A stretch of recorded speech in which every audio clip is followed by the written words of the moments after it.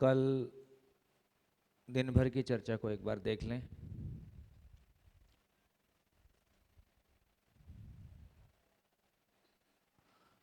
कल के दिन में हमने एक पड़ाव और पार किया। जिंदा रहने की और जीने का जो हमने डिफरेंस देखा, कल उसमें एक कदम और आगे चले। किसको जीना है और किसको जिंदा रहना है, और दोनों को थोड़ा थोड़ा पहचानने की कोशिश की है। तो थोड़ा देखिए कल दिन भर की चर्चा में क्या पहुंचा अपने तक, एक बार उसको फील करने की कोशिश करें। कुछ लिखना चाहें लिख लें। कल दिन भर की चर्चा से क्या उपलब्धि हुई, पहले क्या सोचते थे, कल क्या नया सामने आया, एक बार उसको देख लीजिए।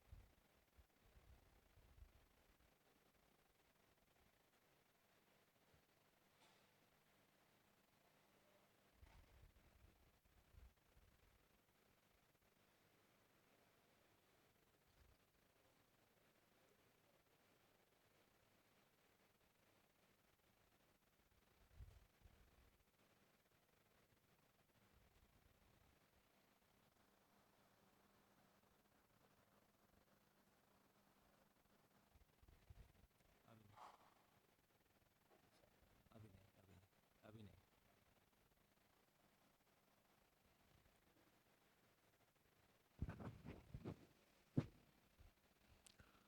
हाँ जी, कुछ ध्यान में आ रहा है? कितने लोगों की लगा कि कल की चर्चा आपके लिए उपयोगी रही, आपको अपनी ज़िंदगी के लिए कुछ काम की बात मिली? सभी को मिली, अधिकांश को मिली। तो क्या मिला जिससे आपकी ज़िंदगी में कोई फ़र्क पड़ता है? कल ऐसा क्या मिला जिससे आपकी ज़िंदगी में कोई फ़र्क पड़ता है?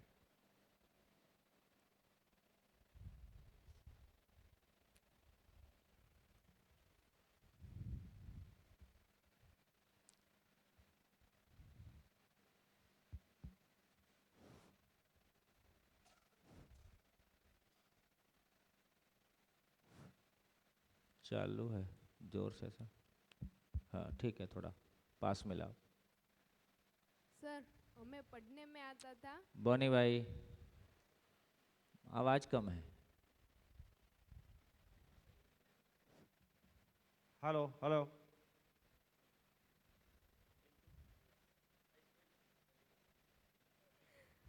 सर, हमें पढ़ने में आता था, इसलिए आज तक यही सोचते थे हम कि आज तक मन सोता है और तन जागता है।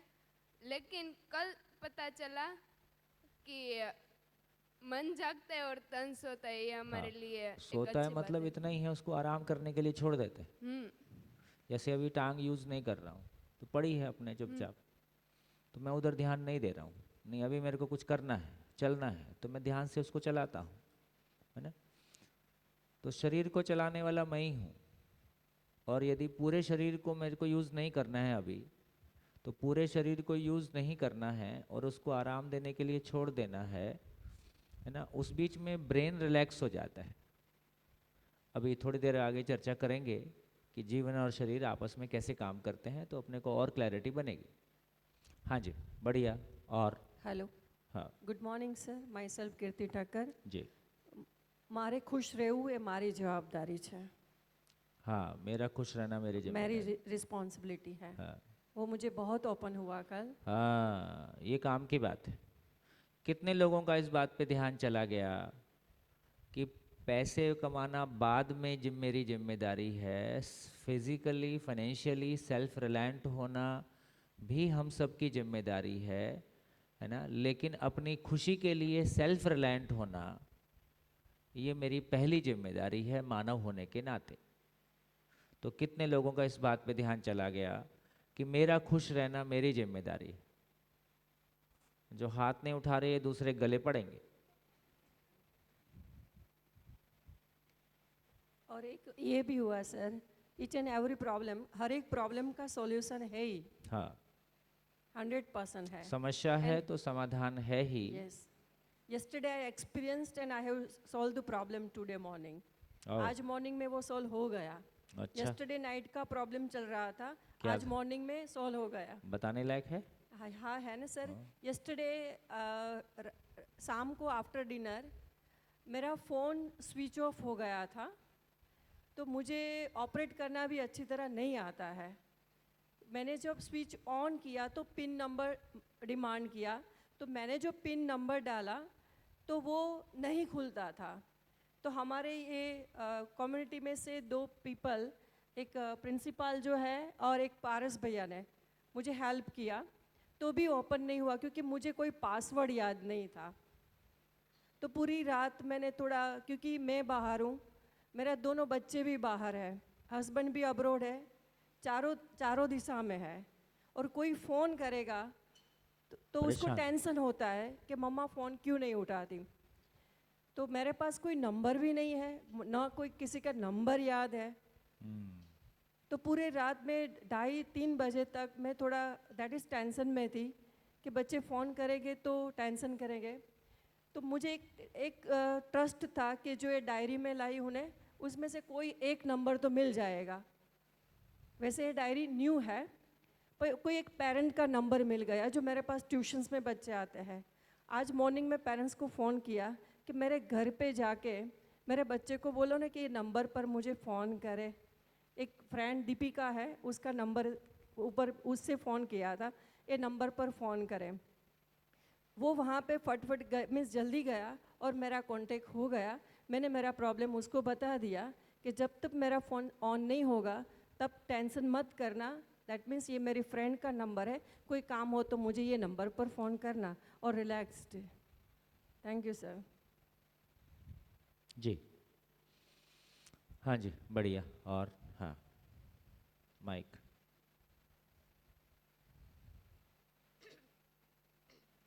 मेरा नाम प्रिया है. मुझे ये चीज़ बहुत खुली कि आज तक हम सामान को ही सामान समझते हैं.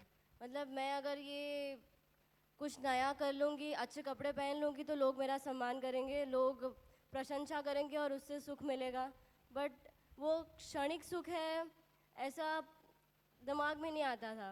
बस वो सुख पाना है, इसीलिए मैं कुछ अच्छा करूँगी, मैं लोगों के सामने अच्छा होऊंगी, अच्छा दिखूँगी तो वो लोग अच्छा बोलेंगे, अच्छा परफॉर्म करूँगी कहाँ कुछ तो वो लोग अच्छा बोलेंगे, तो ऐसे सम्मान बढ़ेगा. बट ये बिल्कुल भी सही नहीं था. तो ये एक बहुत बड़ा चीज़ खुला कि लोगों को लोगों के सुख में उपयोगी होना सम्मान है. सुविधा में कोई सुख है बट वो क्षणिक सुख है. तो ये एक बहुत अच्छा खुला मुझे. बहुत बढ़िया। देखिए इतना ही है, बहुत सारी प्रॉब्लम, ये बाजार तो चाहता है कि शरीर ही दिखे. देखिए आप खूब आराम से देखिए, चाहे बनियान पुरुष की है लेकिन उसको पहन के महिला ही दिखाएगी तो ही एडवर्टीजमेंट होता है. क्योंकि एडवर्टीजमेंट वाले को पता है कि आदमी को कहाँ देखना है. तो एडवर्टीजमेंट को देखोगे तो या तो वो बच्चे पे सेंटर्ड है या वो महिला पे सेंटर्ड है. क्योंकि दो ही जगह हमारी कमजोरी है, एक जगह इमोशनली है, एक जगह सेंसेस के साथ है। तो पूरी एडवर्टीजमेंट, पूरा बाजार, सब कुछ ऐसे ही सजा है ना। सबका ध्यान उतने पे ही है कि शरीर में सब कुछ है और शरीर के लिए सबको सेट करना है। एक तरफ हम बहुत अच्छा दिखने की कोशिश करते हैं, जब आप शरीर को बहुत दिखाने की कोशिश करोगे तो सामने वाला प्रवोक होता है, क्योंकि उसकी स्थिति भी वैसी है। और फिर एक पंगा शुरू होता है, तो फिर हम कहते हैं समाज ठीक नहीं है। तो जैसे जैसे हमारा ध्यान इस बात पे जाएगा कि हाँ, है ना, मैं आचरण को दिखाऊं, मैं दिखने के लिए मेहनत करूं कि होने के लिए मेहनत करूं। और फाइनली आज जब हम शरीर को दिखने के ढंग से मेहनत करते हैं तो कोई ज़रूरी नहीं है कि सामने वाला अप्रिशिएट करेगा या वो आपको, है ना, तो पहुंचते कहीं नहीं है। अनावश्यक परेशानी का पूरा माहौल बना के रखा हुआ है। इसी बात को माँ बाप आपको बोलेंगे तो आप नहीं मानोगे, लेकिन यदि ये बात यहाँ अब समझ में आ गया, अब समझ में आ रहा है, इससे ज़्यादा सेंसिटिव पॉइंट इस एज के बच्चे के लिए नहीं हो सकता है। इस एज में जितना दिखने का शौक रहता है, हालांकि 50 वालों को भी दिखने का शौक पर्याप्त रहता है ना, हाँ, उससे एज से कोई फर्क नहीं पड़ रहा है, क्योंकि जीवन तो जीवन ही है ना, उधर एज होता नहीं है। तो इसका अर्थ ये हुआ कि यदि हम अपने घर में अपनी बेटी को ये समझाएं, देखो ये ठीक नहीं है, तो एक बिल्कुल स्वीकार नहीं होगा। लेकिन शिविर में, टोटलिटी में, समग्रता में ये समझ में आप कहते हो कि ये नहीं करना है, यहाँ ये कहा जा रहा है कि कैसे जीना है। इसलिए मैंने शिविर में पहले लिखा कि डूज एंड डोंट्स नहीं कहा जाएगा, कुछ छोड़ने के लिए नहीं कहा जाएगा, है ना, कोई भी उपदेश नहीं दिया जाएगा, चाहिए शब्द यूज़ नहीं होगा। अब आप कल्पना करके देखिए, थोड़ा सोच के देखिए कि अपने परिवार में रोज़मर्रा की चर्चा में यदि आप इन 4 चीज़ों को नहीं करते हैं तो आप क्या करेंगे? चाहिए शब्द इस्तेमाल नहीं करेंगे, उपदेश नहीं करेंगे, ये करो ये मत करो नहीं बोलेंगे, है ना, कोई चीज़ छोड़ने के लिए नहीं बोलेंगे। अब आप क्या बोलेंगे? उसके बाद आपके पास बोलने के लिए कोई मटेरियल नहीं है, आपके पास मटेरियल ही इतना है। तो इसका मतलब है कि घर में हम समझने समझाने का काम कर रहे हैं या एक दूसरे से अपनी बात मनवाने का काम कर रहे हैं।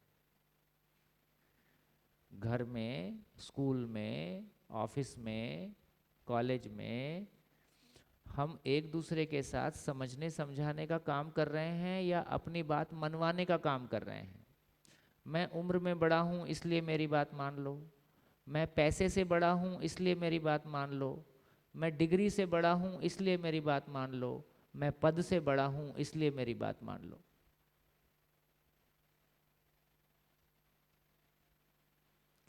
तो ये बात ध्यान में आया हम सब माँ बाप के लिए कि क्या नहीं करना है, इस पे चर्चा करने की ज़रूरत नहीं है। जो भी कुछ किया जा रहा है वो किसी सुख की तलाश में किया जा रहा है, उससे बड़े सुख की चर्चा करो। गुरु मूल्य में लघु मूल्य समाया है। यदि कोई बड़ी चीज़ समझ में आ गई, छोटी अपने आप छूट जाएगी। बहुत बढ़िया बेटा, गुड। और एक ये चीज़ भी समझ आई कि मेरी खुशी मेरी जिम्मेदारी है, कोई उसको अफेक्ट नहीं कर सकता है। कोई कुछ भी करे, मैं खुश रहना चाहती हूँ तो मैं रह सकती हूँ। ये सिर्फ मेरे ऊपर ही है और मैं ही कर सकती हूँ वो। शानदार, धन्यवाद। हेलो। हाँ जी। कल ये भी ध्यान गया कि जो हम आँख से देखते हैं वो आँख से नहीं है, आँख से लेकिन कुछ नहीं देखते, आँख से नहीं देखते, उसके पीछे कुछ है। जो इससे हमारा ध्यान गया कि भाई जो हमारे उसको पैराडाइम बोले या कुछ जो हमारा पास से और समाज ने, संसार ने जो दिया है उसकी वजह से ही हम देखते हैं। तो ये ध्यान गया। मैं देखता हूँ, हाँ, मैं आँख केवल लेंस है, लेंस है। आँख केवल लेंस है। जब खराब होती है आँख तो उसमें एक लेंस ही लगाते हैं, इससे सिद्ध होता है कि वो लेंस ही है। देखो एक बढ़िया एग्जाम्पल, जब इस बात को रिकग्नाइज कर पाना कि मैं अलग हूँ, शरीर अलग है, जितना अलग मैं आपको देख पाता हूँ कि मैं और आप अलग अलग हैं, मैं और कैमरा अलग अलग हैं, मैं और टेबल अलग अलग हैं, वैसे ही मैं और शरीर भी अलग अलग हैं। दोनों साथ में रहते हुए भी एक दूसरे को टच नहीं करता है। और टेक्निकली देखेंगे हम दो अलग अलग चीज़ें हैं। तो इसको कम्युनिकेट करने के लिए अब आपकी कल्पनाशीलता है। जैसे कल हमारे, कहाँ चले गए हो, आशीष भाई ने कल अपनी कहानी सुनाई। ऐसी कहानी हम सबके पास है। ये सारी कहानी किस बात की है? कल्पनाशीलता का तृप्ति बिंदु नहीं मिला। सारी कहानी इस बात की। मेरी कल्पना में जो मैंने सोचा था कि ऐसे करके सुखी हो जाऊंगा, वैसा करके सुख नहीं मिला।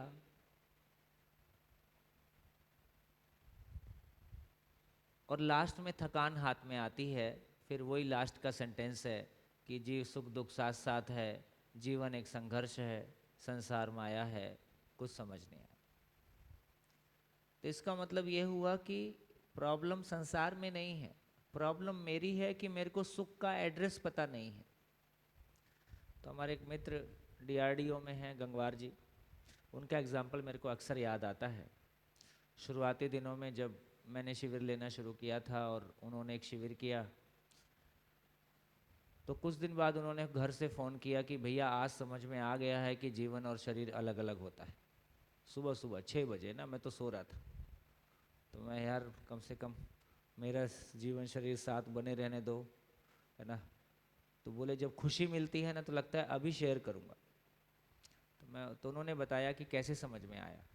उन्होंने कहा देखो, मरे हुए आदमी की आँख निकाल के हम जिंदा आदमी में लगा देते हैं, तो उसी आँख से जिंदा आदमी देखता है, मरे हुए को तो कुछ दिखाई नहीं देता है। इसका मतलब आँख तो ठीक थी। मरे हुए आदमी की आँख निकाल के जिंदा आदमी में लगा देते हैं तो उसी आँख से जिंदा आदमी देखने लगता है। इसका मतलब है आँख तो ठीक थी, देखने वाला गायब था।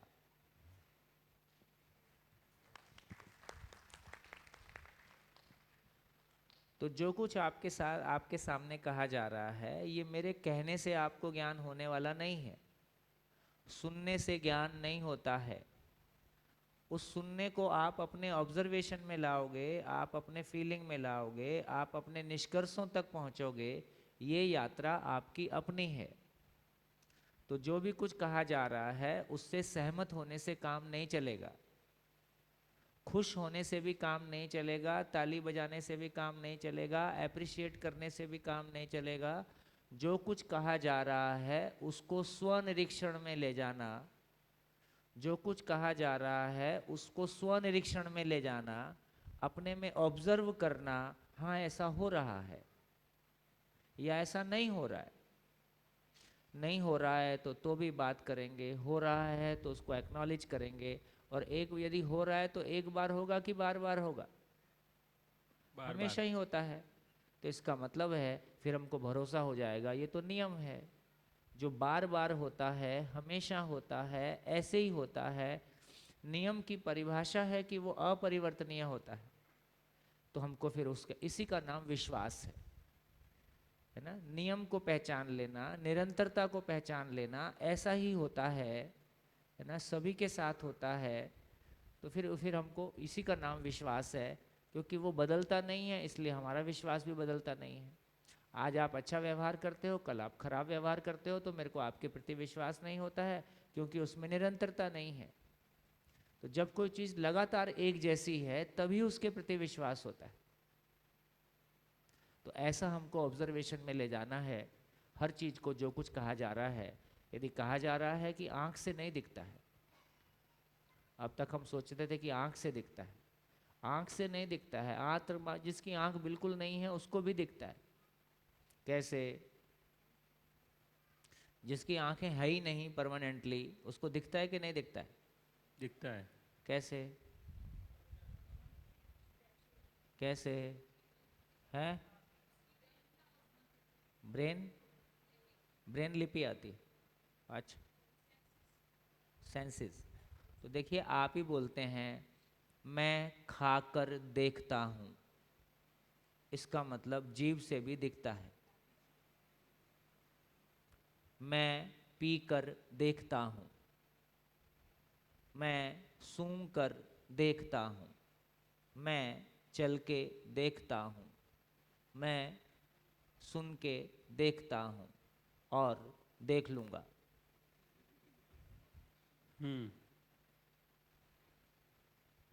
और दूसरी चीज पे ध्यान गया कि एक लाइन और बस। तो क्या समझ में आया? मैं खाकर देखता हूँ उसका मतलब क्या है? मैं सुन के देखता हूँ इसका मतलब क्या है?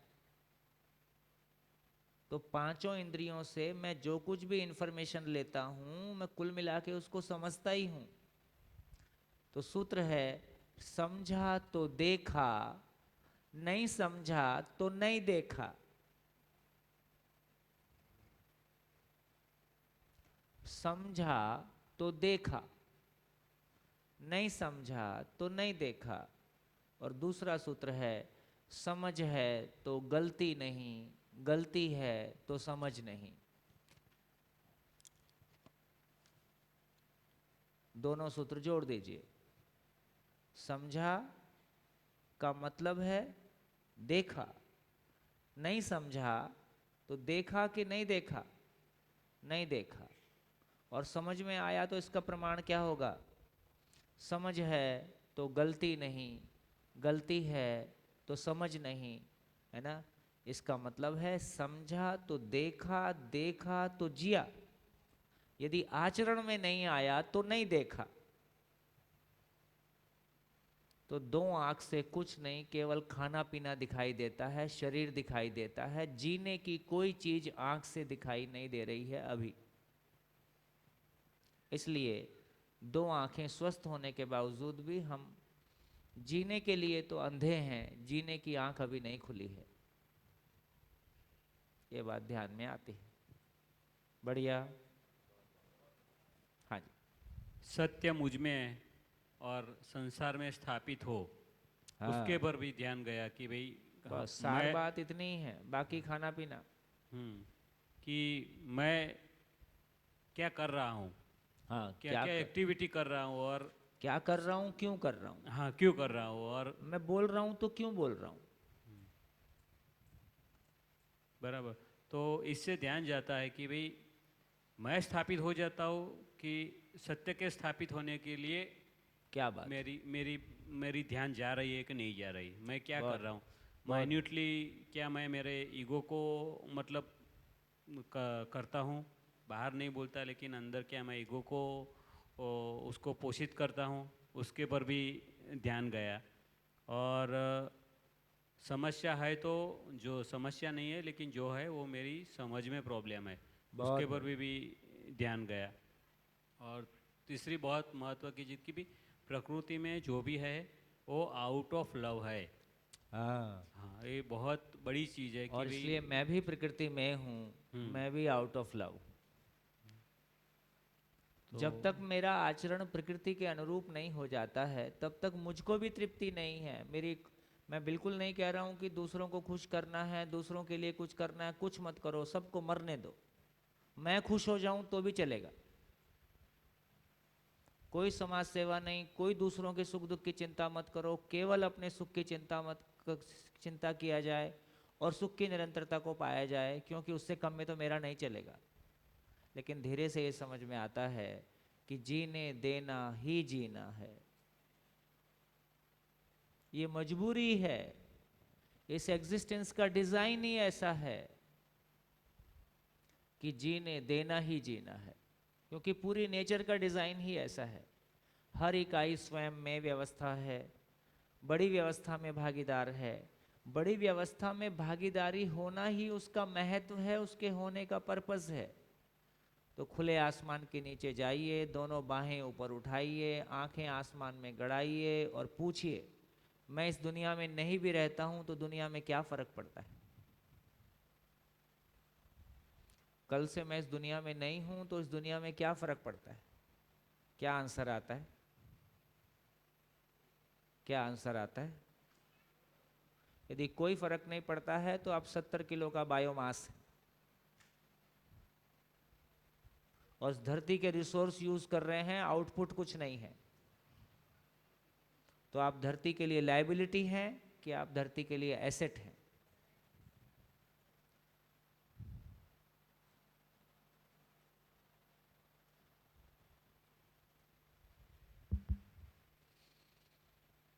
बढ़िया। तो उपयोगी होना मेरी ज़रूरत है, उपयोगी होना मेरी मजबूरी है, मेरी खुशी है, मेरे जीने का पर्पस है, मेरी ज़रूरत है, बाकी खाना पीना। हेलो सर, मेरा नाम राजेश डुंगरानी है, मैं सूरत से हूँ और by profession I am a doctor.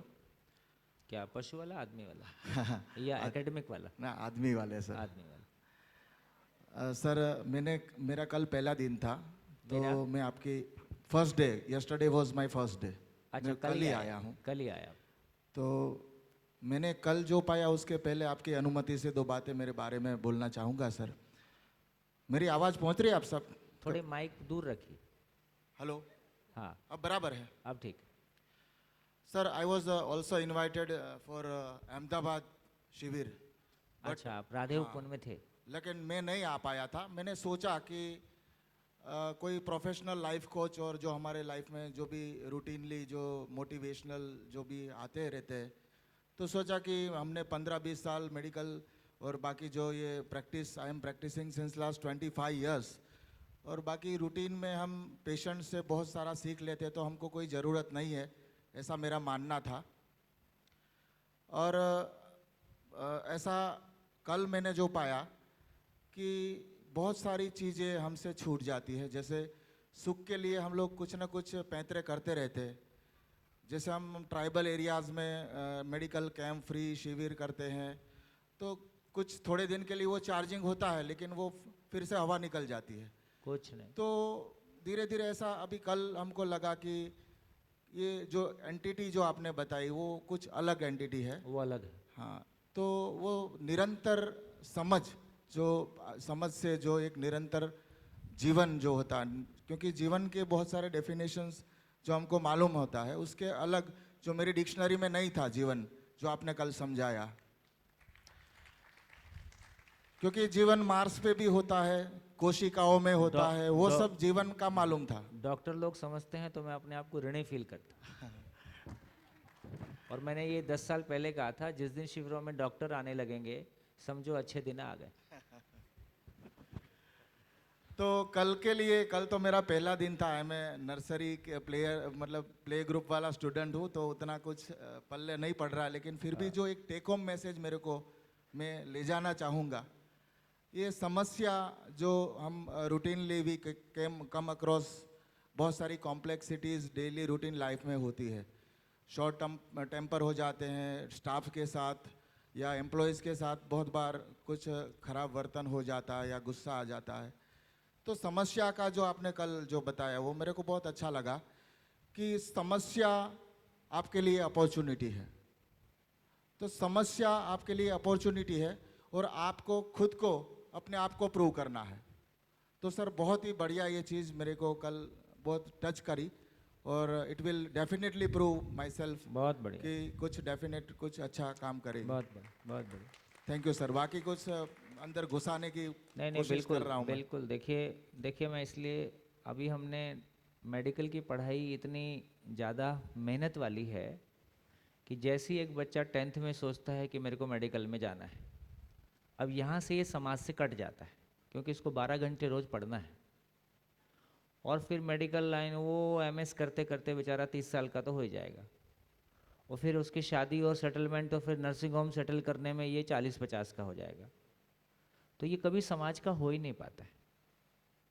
तो इसको फुर्सत ही नहीं है कि समाज कोई चीज़ होती है। अच्छा, जो अपनी पढ़ाई है वो इतनी हैवी ड्यूटी है, और एक पढ़ने लिखने का जो ईगो है, तो हमको ज़िंदगी के नज़दीक आने भी नहीं देता है। तो मेरा ये सोचना है कि एक जोर का झटका अपने बीच में आपस में लेते रहो, सबको देते रहो धीरे से। भाई तुम इतने इंटेलिजेंट हो तो खुश क्यों नहीं हो?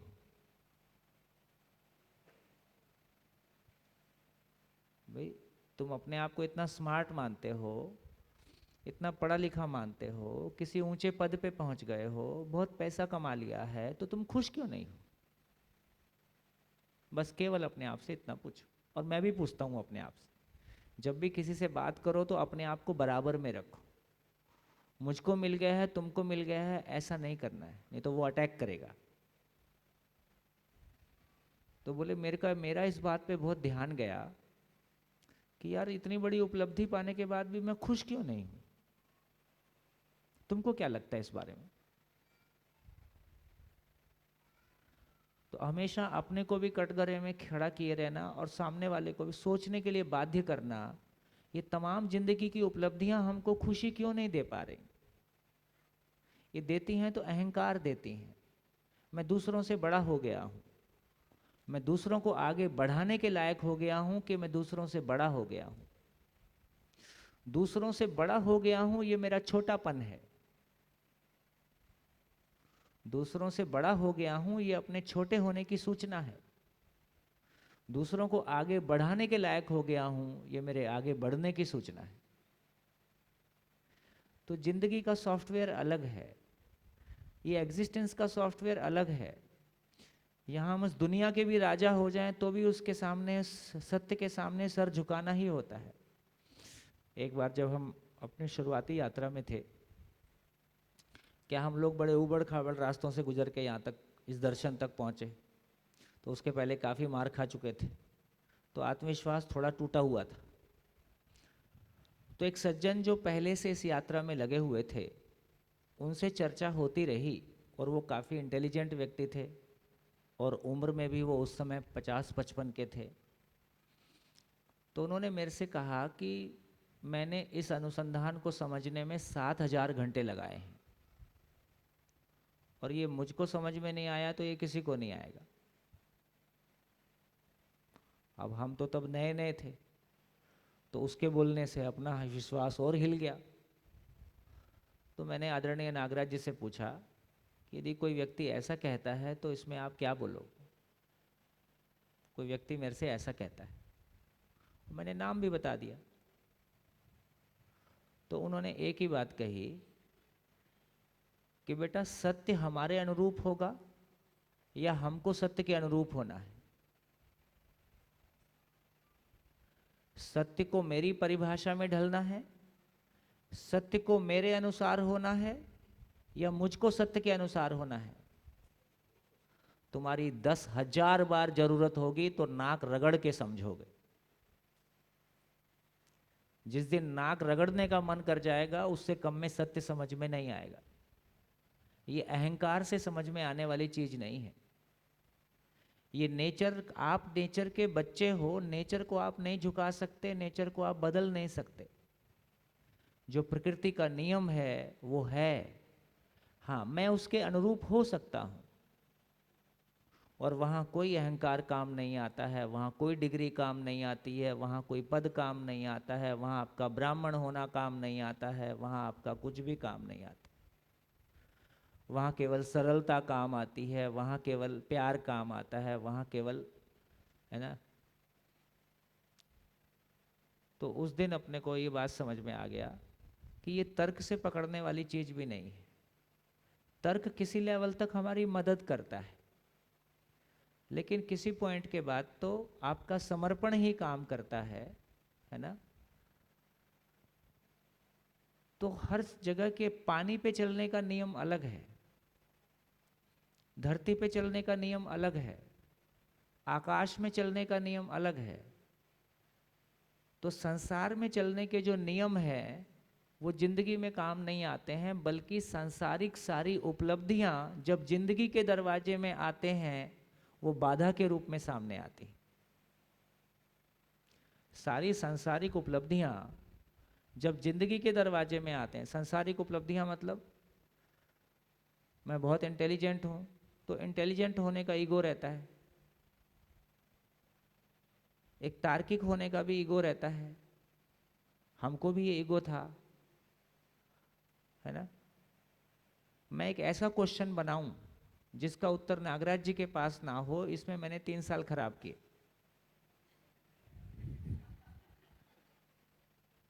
उन्होंने मेरा ईगो हर्ट कर दिया एक बार, तो मेरे को भी लगा कि एक क्वेश्चन तो ऐसा बनाऊंगा, तब नई नई बात थी,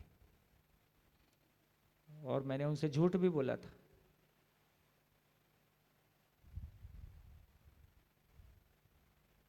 तो धीरे से ये जो लोग बोलते हैं ना कि किसी पॉइंट पे आके आदमी केवल भाव के लेवल पे आता है, मतलब ये सूत्र है, जिससे मिलना है उसके जैसा होना पड़ता है ना। राजा से मिलना है तो राजा के जैसा कोई उस लेवल पे खड़ा होना पड़ेगा, नहीं तो वो क्यों मिलेगा। तो मानव से मिलना है तो मानव जैसा होना पड़ेगा। जीवन जीवन से बात करता है, मानव मानव से बात करता है। जिंदा रहने के धरातल पे मानव से बात नहीं हो पाती है, सुनना हो सकता है, बराबरी नहीं हो सकती है। सारी चीज़ों को जोड़ के देखते हैं तो धीरे से समझ में आता है कि हाँ, ज्ञान कोई बड़ी चीज़ है। ये सांसारिक उपलब्धियां हमने जिस तरीके से पाई हैं, ये नियम इधर काम नहीं कर रहा है।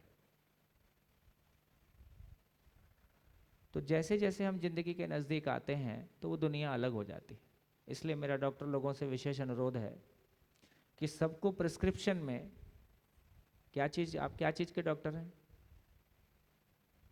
है होम्योपैथी। अच्छा, होम्योपैथी वाले तो वैसे भी काफ़ी सारा मानसिक वाले भाग पे बिलीव करते हैं, और वो तो इलाज करने के पहले 2 घंटे का इंटरव्यू है ना लेते ही हैं, पूरी हिस्ट्री कलेक्ट करते हैं। तो मुझको लगता है कि सभी प्रोफेशंस में एक तो ये बहुत मुश्किल काम है कि डॉक्टर ये उम्मीद कर सके कि सारा समाज, डॉक्टर ये कामना दिल से कर सके कि सारा समाज स्वस्थ रहे।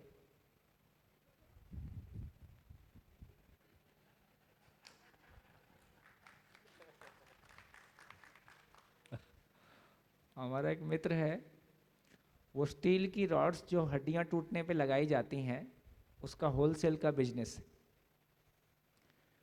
तो कहता है यार आजकल धंधा नहीं चल रहा है। बोले हमारा धंधा चलने का मतलब है एक्सीडेंट हो और आदमी मरे मत।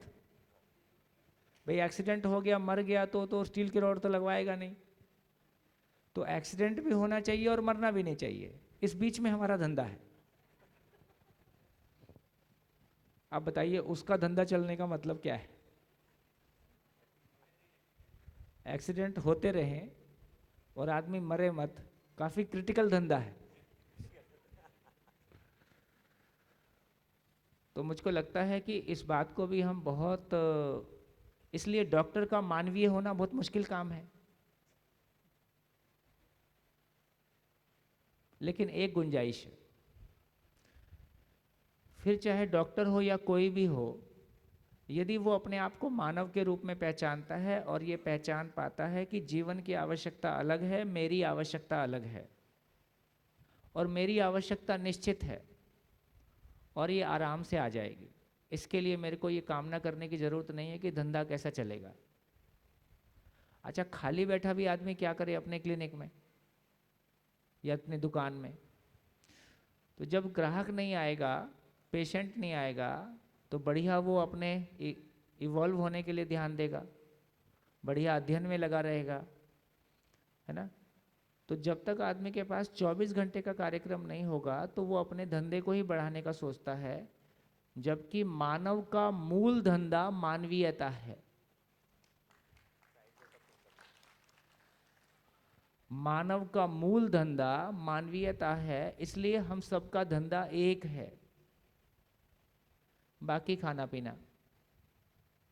तो अपना मूल धंधा ठीक चल रहा है कि नहीं चल रहा है, तो मानवीयता के विस्तार में, तो मानवीयता को स्वयं में स्थापित करने में और मानवीयता को दूसरों में स्थापित करने में मेरा धंधा कैसा चल रहा है, मेरी उपलब्धि क्या है, ये मेरा महत्व है।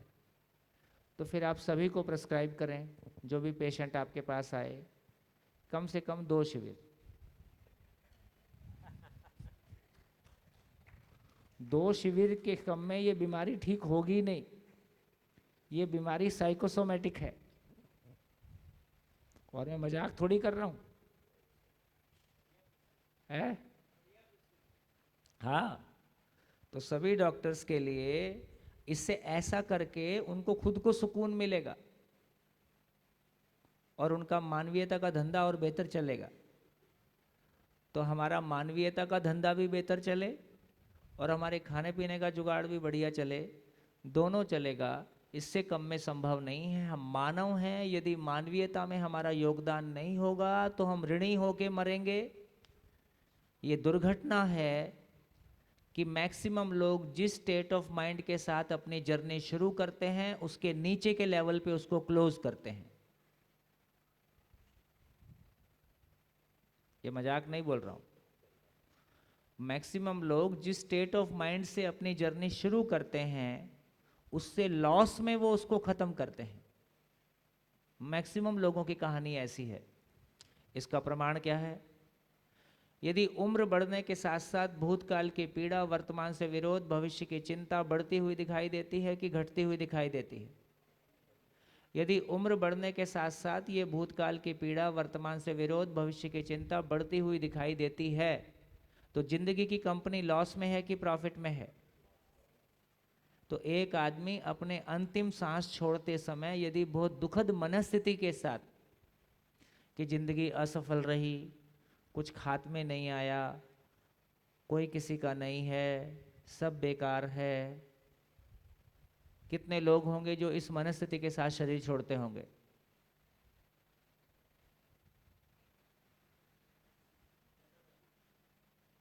तो यदि इस मनस्थिति के साथ आदमी शरीर छोड़ता है, ये कंपनी लॉस में है। तो सारी जिंदगी मेहनत की, सारी जिंदगी मेहनत करके दुख पाया और लास्ट में जिंदगी लॉस में चली गई, तो इतनी मेहनत किस बात के लिए? और एक फ्लैट, दो फ्लैट, तीसरे में वो फ्लैट और सारे फ्लैट यहीं, साथ में तो फ्लैट जाता नहीं। साथ में जाती है तो मानवीयता जाती, साथ में जाती है तो मानवीयता जाती है। तो जो साथ जाएगा, जो हमेशा साथ रहेगा, उस पे ध्यान ज़्यादा हो। कल की चर्चा से ये भी समझ में आया, शरीर की आवश्यकता सीमित है कि असीमित है? सीमित है। मेरी आवश्यकता सीमित है कि असीमित है? असीमित है, निरंतर है। तो निरंतर आवश्यकता के लिए निरंतर ध्यान देना, सीमित आवश्यकता के लिए सीमित ध्यान देना। कैसा रहेगा? सीमित आवश्यकता के लिए सीमित ध्यान देना, निरंतर आवश्यकता के लिए निरंतर ध्यान देना। यही न्यायपूर्ण लगता है। अभी हम क्या कर रहे? अभी हम क्या कर रहे? सीमित आवश्यकता के लिए निरंतर ध्यान देना और निरंतरता आवश्यकता के लिए, निरंतर आवश्यकता का कल्पना में भी पता नहीं है। निरंतर कोई आवश्यकता है ऐसा हवा ही नहीं है। और सीमित आवश्यकता के लिए निरंतर ध्यान देना, इसके बाद भी हंस लेते हो, क्या बुरा है?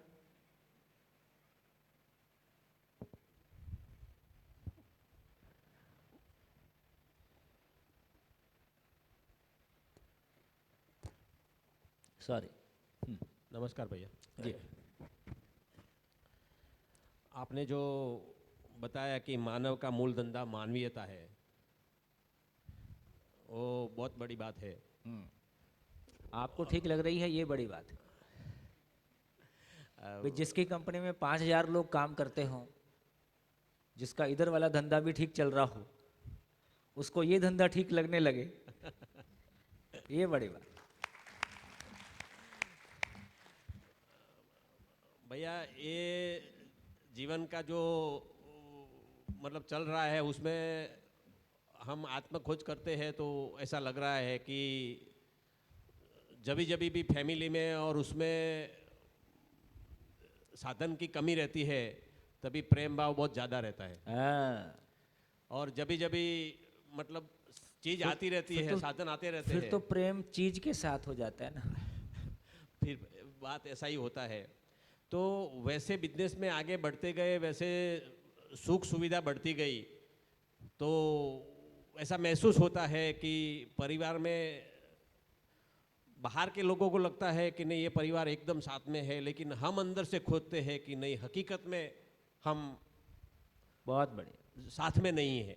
क्या बात, हकीकत में हम साथ में नहीं है। बहुत बढ़िया। बाहर की दुनिया को ऐसा लग रहा है। दशरथ भाई, एक दशरथ पहले भी हुए थे।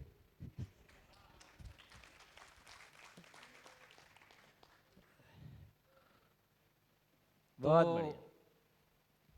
और ये सब चीज़ से जैसे जैसे आगे गुजरते हैं तो लगता है कि इतने लोग अपने साथ काम करते हैं और अपना फैमिली वो हमारा बड़ा स्ट्रेंथ है, और वो स्ट्रेंथ जब भी वीकनेस हो जाएगा तो अभी इतने लोगों का क्या होगा। बहुत बढ़िया, ये बहुत चिंता का विषय है। बहुत बढ़िया, बहुत सुंदर।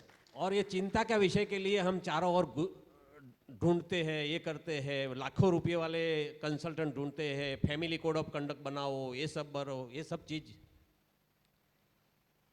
इसके पीछे काफी एनर्जी लगाते हैं बहुत कि फैमिली को कैसे बांधे, जिससे क्या है कि इतने लोग अपने साथ काम करते हैं तो हमारी वजह से ये लोगों को तकलीफ नहीं होनी चाहिए। बहुत बढ़िया। वो बहुत ज़रूरी बात है। तो ऐसे करते करते मतलब क्या है कि लगता है, लेकिन ये सब चीज़ में सबको मिलते हैं, बड़े बड़े लाखों रुपए वाले कंसल्टेंट है, लेकिन उसके पास ये दवाई नहीं है।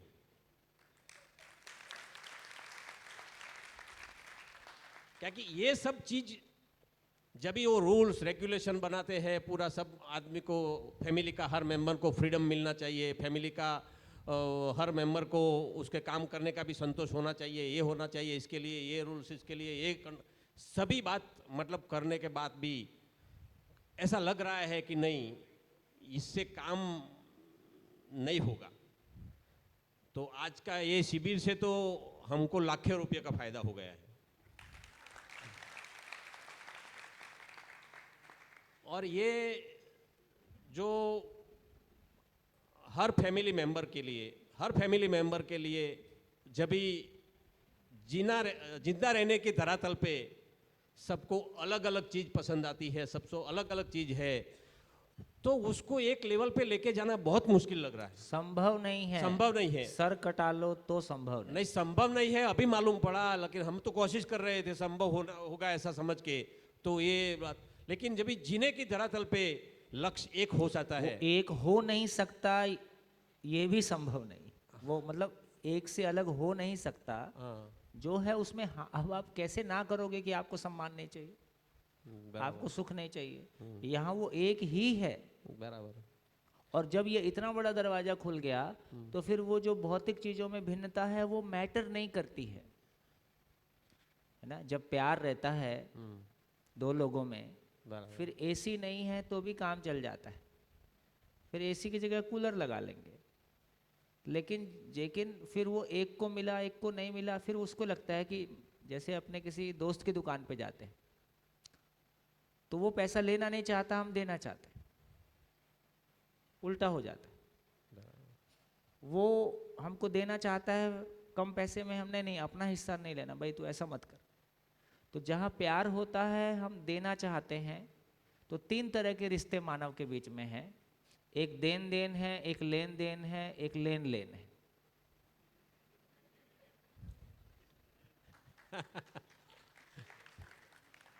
अभी की प्रॉब्लम यह है कि पूरे बिजनेस और दुकान में और ग्राहकी में ग्राहक कम देके ज़्यादा लेना चाहता है, दुकानदार भी कम देके ज़्यादा लेना चाहता है। दोनों की स्ट्रगल है इसमें। फिर एक है थोड़ी सी स्वस्थ जगह में आते हैं तो मैं जितने का पैसा दिया उतने की वैल्यू मुझको मिल जाए। फिर एक तीसरी जगह आती है, मैं केवल देने की कोशिश करता हूँ, सामने वाला भी देने की कोशिश करता है, लेने की कोशिश कोई कर ही नहीं रहा है, सब देने में लगे हैं और सबको मिल जाता है। ये हाईएस्ट लेवल है। इस लेवल को अचीव करने में समय लगेगा, हमारी स्टेट ऑफ माइंड को बदलने में समय लगेगा, लेकिन कम से कम ये बात तो समझ में आ रही है कि लोचा कहाँ पे है। जिंदा रहने के धरातल पर आदमी लेन लेन में ही रहेगा, इसलिए कैरियर के नाम पे अपने परिवार का भी हम सब ने आपस में मिलकर शोषण किया है। हर आदमी अपना कैरियर बनाना चाहता है परिवार को यूज करके। बराबर। तो मेरा कैरियर, मेरी उपयोगिता, दोनों में क्या फर्क है? मेरा कैरियर, मेरी उपयोगिता। कैरियर मतलब उपयोगिता, मुझको क्या मिलेगा। उपयोगिता मतलब मैं क्या देने के लायक हुआ, मैं क्या देने के लायक हूं, इसका नाम मेरी उपयोगिता है, और मुझको क्या मिलेगा ये कैरियर है। तो जब मैं देने के लायक अपने आप को सोचता हूँ तो मैं लॉस में रहूँगा कि फ़ायदे में रहूँगा? ज़्यादा बड़े फ़ायदे में होता हूँ। जब मैं देने का सोचता हूँ तो मेरे पास वो चीज़ हो तब तो दूंगा। तो कैरियर उसमें समा जाता है, तो कैरियर ख़त्म नहीं हो जाएगा, कैरियर उसमें इंक्लूडेड है। तो हमारा ये सोचने का तरीका यदि बदलेगा तो हमारी पूरी जिंदगी बदलेगी, हमारा परिवार बदलेगा, ये समाज बदलेगा, ये बिजनेस बदलेगा, ये बाजार बदलेगा, ये राजनीति बदलेगी। अभी सब कुछ मानव के शोषण के लिए है। इसलिए सारी जिंदगी सारी मेहनत करके at the end of the day हमको लगता है कि नहीं यार, कोई बात तो कुछ निकली नहीं। तो अब ये लोचा समझ में आ रहा है कि कहाँ पे गैप हो रहा है। तो वैसे मतलब और दूसरी बात आपने जो ये मतलब बताई कि हर आदमी हर मानव में आवश्यकता से अधिक उत्पादन की क्षमता है, उसको जगाया जाए। तो वो बात जो है उससे हमारे साथ काम करने वाले जो भी लोग हैं तो हम उनको वही समझते थे कि उनको हम हेल्प कैसे करें, उनको हम हेल्प कैसे करें। लेकिन क्या है कि हेल्प करने की ज़रूरत ही नहीं है। जब भी डायमंड की फैक्ट्री के साथ साथ में मानव बनाने की फैक्ट्री जब भी चलती है तो फिर वो बात तो इजीली सॉल्व हो सकती है। बिल्कुल हो सकती। और दूसरी बात भैया, वैसे हमारा परिवार, मैं करीबन 20 साल स्वाध्याय परिवार के साथ बहुत गहरे से काम किया और लोग मेरे को बोलते थे वो टाइम पे कि आपका मूल धंधा तो स्वाध्याय है, साइड में क्या करते हैं। ऐसा मतलब एनर्जी लगाया था। बहुत बढ़िया, बहुत बढ़िया। कुछ सिद्धांतिक फर्क के हिसाब से हम वो बात से थोड़ा मतलब ये हो गए, अलग हो गए। तो उसके बाद उसमें भी कुछ चीज़ ऐसी थी कि जिसकी वजह से बहुत सी चीज़ अच्छी ढूंढते थे लेकिन वो लेवल में हमको किधर मिलती नहीं थी, तो किधर भी हमारा मन नहीं लग रहा था और हम ढूंढते जा रहे थे चारों ओर। आज अभी ये चीज़ मिली है ऐसी कि जो उससे ऊपर है, जो आपने कब बोला ना कल कि हमारा थप्पा लग गया फिर आप और कोई आपको छू नहीं सकता, वो बात अभी आज ये हो सकती है। और क्योंकि ये एग्जिस्टेंस का ठप्पा है, एग्जिस्टेंस का थप्पा है। मतलब ये आदरणीय नागराज जी का ठप्पा नहीं है। हाँ। ये मेरा तो हैसियत नहीं है ना, क्योंकि ये एग्जिस्टेंस का ठप्पा है। तो ये चीज़ को मतलब समझ के आगे चलेंगे तो लग रहा है कि बहुत करोड़ों रुपए वाले प्रॉब्लम ये शिविर की वजह से लाल दवा डबल डोज से सॉल्व हो सकते हैं। वाह वाह। लाल दवाई डबल डोज। हाँ जी, बढ़िया, शानदार। नमस्कार भैया। नमस्कार जी। हाँ जी, पोषक भाई। मेरे लिए दो बात खुली कल कि छोटे बच्चे के लिए कल कन्वर्सेशन चल रहा था कि उम्र छोटी है, उम्र छोटी है उन लोगों की, उम्र छोटी, हाँ, संस्कार में वो छोटे नहीं है।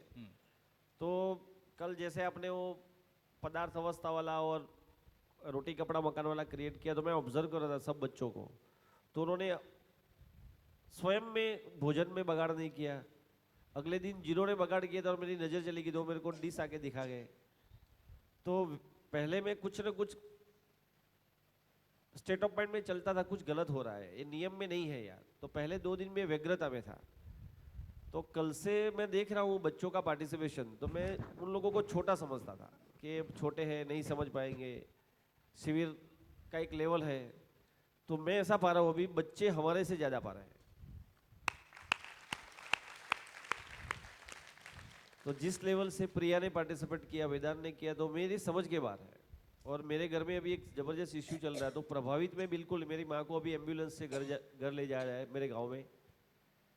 तो मैं थोड़ा विचलित था कि समाज में क्या बोलेंगे क्या करेंगे। तो हम, वो तो आपकी बेटी है ना। हाँ, तो हम चारों लोग यहाँ पे हैं, एक SMS से सब सेटल हो गया, एम्बुलेंस भी हो गई, जो भी व्यवस्था करनी है गाँव में भी हो गई, डॉक्टर भी हो गए। सिंपल एक मैसेज, मैंने कॉल भी नहीं किया है। तो प्रकृति में अपने आप में जो विश्वास है, तो प्रकृति में सब कुछ हो सकता है। तो अब कल परसों आपने जो बोला था प्रभावित नहीं होना है, अच्छा होता है फिर भी प्रभावित नहीं होना, मतलब समस्या है फिर भी प्रभावित नहीं, वो प्रोफाउंडली कल रात से मेरे को दिख रहा है और मैं रियली एंजॉय कर रहा हूँ। धन्यवाद। बहुत बढ़िया। तो इनकी बात से ये निकल के आया कि जब भी कुछ घटना घटी तो क्या घटना घटी ये बाद की बात है, पहली घटना ये घट रही है कि मैं घटना से कितना प्रभावित हो रहा हूं, इसको जांचना। इस बात पे ध्यान गया कि जब भी कुछ घटना घटी, अच्छी या बुरी,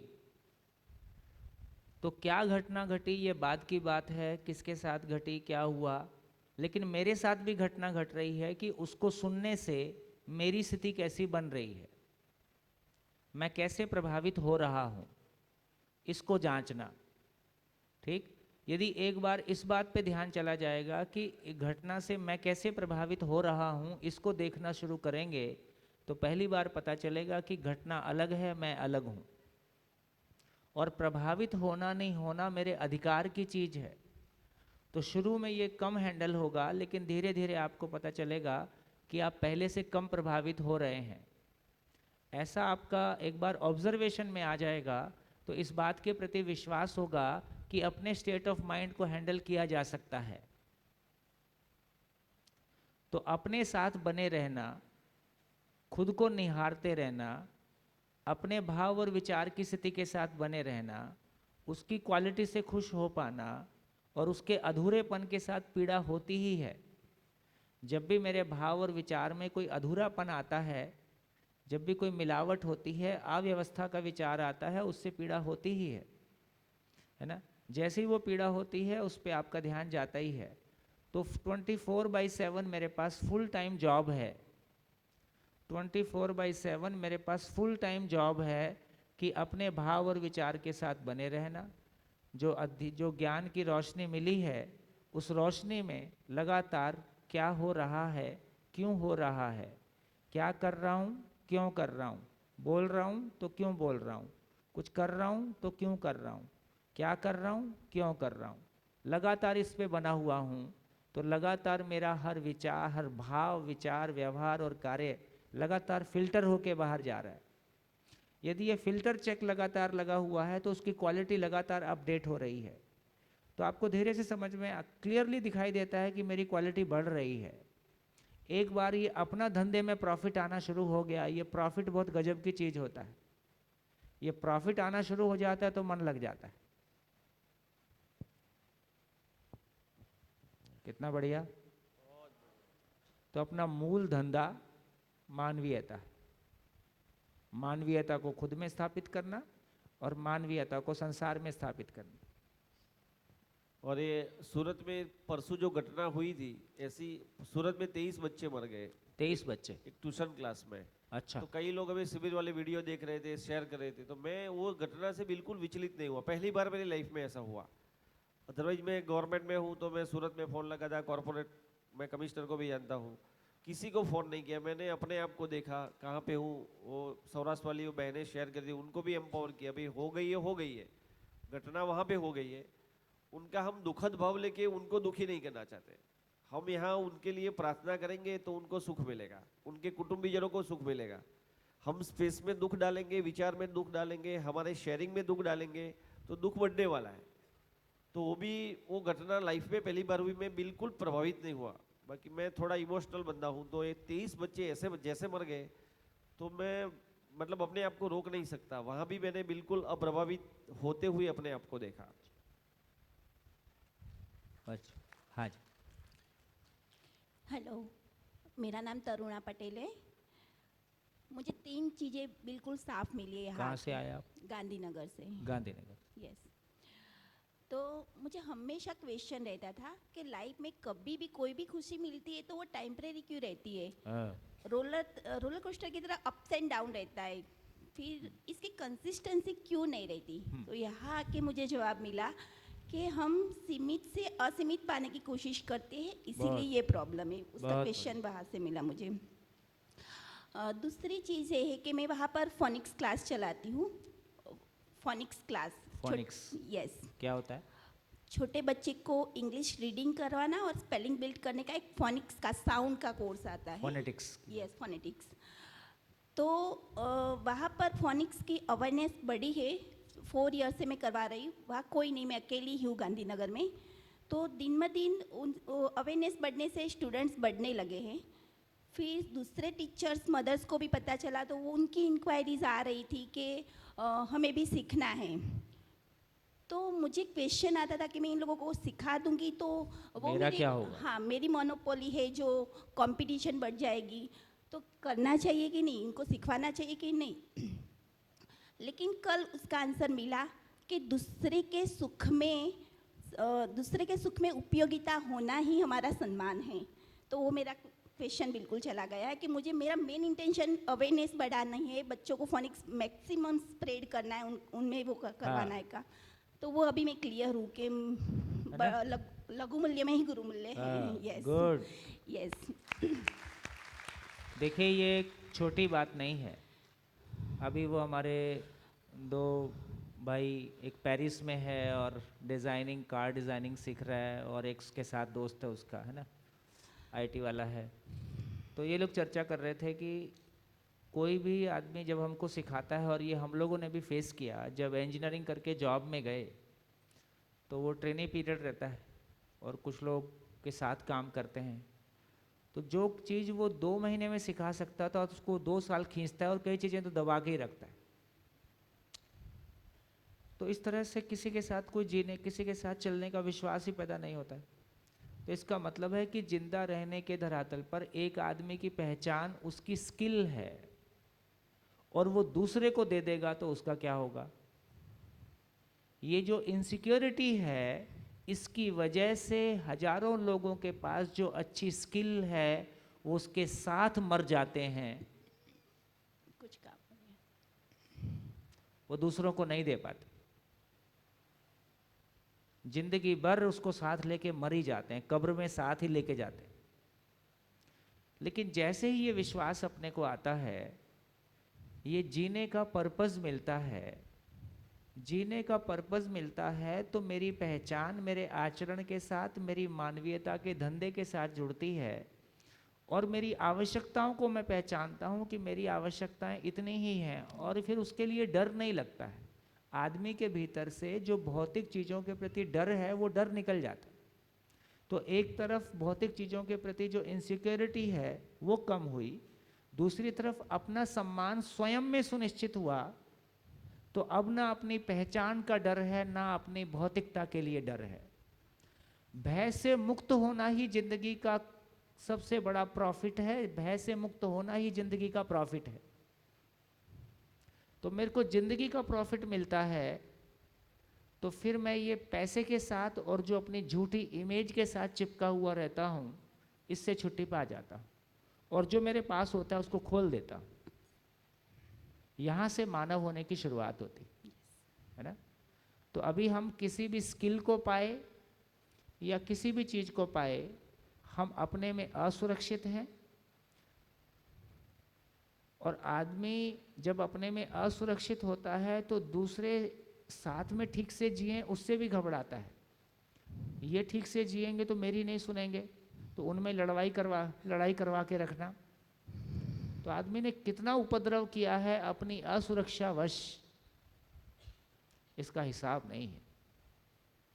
तो एक आदमी में अपनी पहचान का संकट से मुक्ति पा लेना दूर की बात है, संभावना भी दिख जाती है तो भी उसके कदम उस तरफ निकल जाते।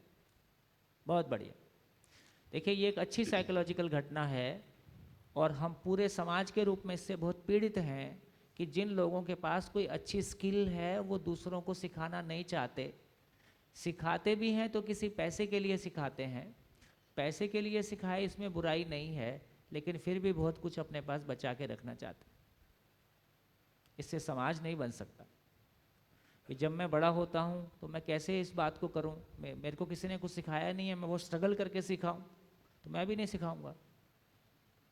जैसा हमको मिला है हम भी वैसे ही होने लगते हैं। बढ़िया। और एक तीसरी चीज़ ये मिली कि मेरी अक्षमता का एक्सप्रेशन ही मेरा क्रोध है। मेरी अक्षमता ही मेरी पीड़ा है। जीने में हो या एक्सप्रेशन में हो, दोनों जगह होती। गुड। हाँ जी, आप कुछ कहना चाह रहे थे। माइक। सर मैं एक बात शेयर करना चाहती हूँ। हाँ हाँ मेरा जो अभी का एक्सपीरियंस है, मेरा जो पहले से ही एक परिवार में एक सोच बनाई गई थी कि आपको आगे बढ़ना है, एक पद बनाना है, धन कमाना है। तो मुझे वो सेटिस्फाइड नहीं होता था क्योंकि मैं सरकारी नौकरी करना नहीं चाहती। परिवार पूरी तरह से सुनिश्चित करता है कि आप सुखी हो मत जाना। हाँ हाँ, वही हो रहा था। तो इसलिए बच्चों के 3 दुश्मन, माँ बाप और टीचर, ये पक्की दुश्मनी रखे हुए हैं। और मेरा जो सेटिस्फेक्शन था वो था कि मैं किसी से बात करूं और उससे उसके जीवन में कुछ और बदलाव बच्चे आए। ये सब सुन के खुश मत होना, बच्चे भी ये सब सुन के खुश मत होना। तुम लोग कल के माँ बाप हो, तो यही दुश्मनी तुम अपने बच्चों के साथ निभाना, उनको खुश मत होने देना कभी।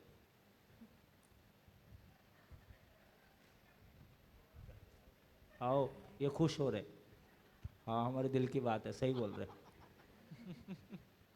हाँ जी। तो मेरा जो उपयोगिता क्या है, स्किल क्या है, तो मुझे कम्युनिकेशन में किसी से बात करके उसके जीवन में कुछ बदलाव आता है तो वो मुझे सेटिस्फाइड होता है। मैं अभी वो काम मेरा वो देखती थी कि उससे धन कैसे मिलता है, तो हाँ। मैं कैसे कर सकती हूँ। हाँ, ये तो गुजरात वो में मुझे- बोल के पैसा पाने का जुगाड़ बहुत तगड़ा है ना? हाँ। इसी पे हथौड़ा चलाना है। बोलने का पैसा नहीं होता है।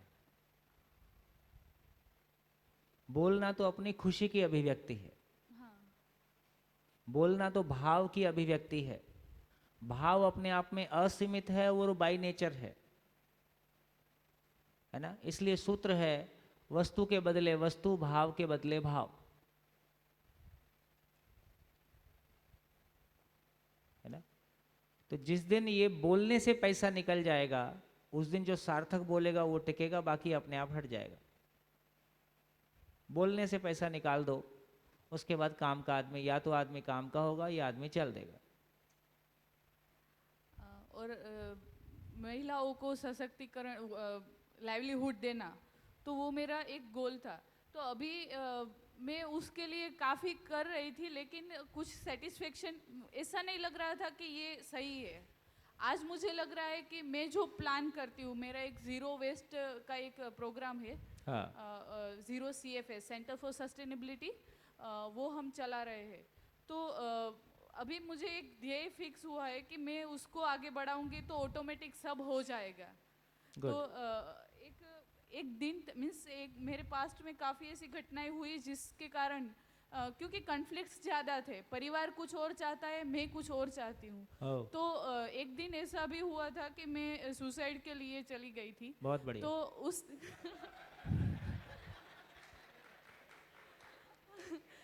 उस दिन मैंने आपने ये काफी एडवेंचरस काम।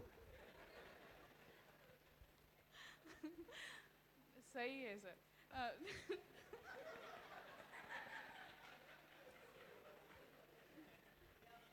उस दिन सर मैंने उस दिन बैठ के वो सोचा कि मैं जो हुआ मीन्स कि जो है मेरी उपयोगिता क्या है। जो कल में हमने एक अभी नोटिस किया मैंने वो सेंटेंस कि अब तक मैं जो हूँ उससे मेरी उपयोगिता क्या है वो मुझे दिखाई दिया। मीन्स इमेजिन किया कि मैं कल नहीं होंगी दुनिया में तो परिवार का क्या होगा, समाज में मुझे जो करना है वो मैं नहीं रहूँगी तो कुछ नहीं होगा। तो वो उससे मेरा वो सुसाइड का कैंसिल हो गया था।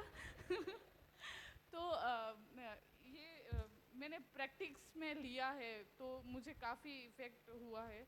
और जीवन विद्या से मुझे एक मेरा ध्येय है, उसमें मैं एक कॉन्फिडेंट आ गया है कि मैं जो कर रही हूँ वो सही है, कुछ गलत नहीं है। पद ऑटोमेटिक आ जाएगा, धन की इतनी ज़रूरत है उतना है और जो चाहिए वो मिल जाएगा। तो मानव पद होना ही मूल पद है।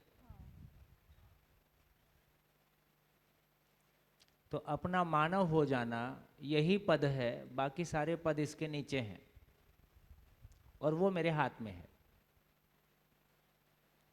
मेरे कुछ क्वेश्चंस है। जीवन विद्या हम जो पढ़ रहे हैं तो उसको क्या सिलेबस में हो सकता है लाइक बिल्कुल सिलेबस में नहीं हो सकता, पूरा सिलेबस Economics- इसके अकॉर्डिंग हो सकता है। हाँ लाइक मैथ्स का मैं कहीं कहीं देख रही हूँ कि कुछ हाँ इक्वेशन उसके लिए थोड़ा सा मन लगाना होगा, कुछ लोग मन लगाए हुए हैं। तो अभी योग्यता और संख्या के हिसाब से, दोनों के हिसाब से ही चीज़ें कम पड़ती हैं, क्योंकि वो बड़ा काम है।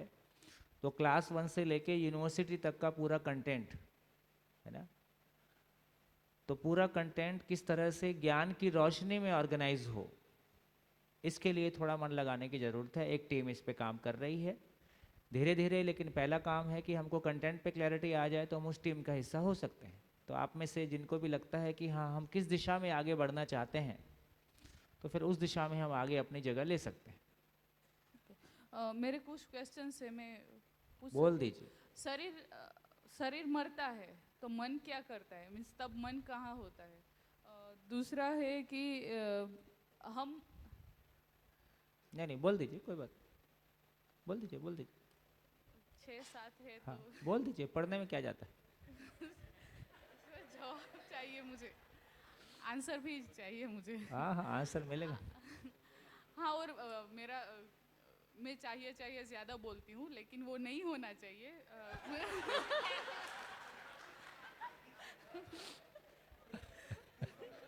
वो पुराना सॉफ्टवेयर है ना, मिक्स होता रहेगा अभी।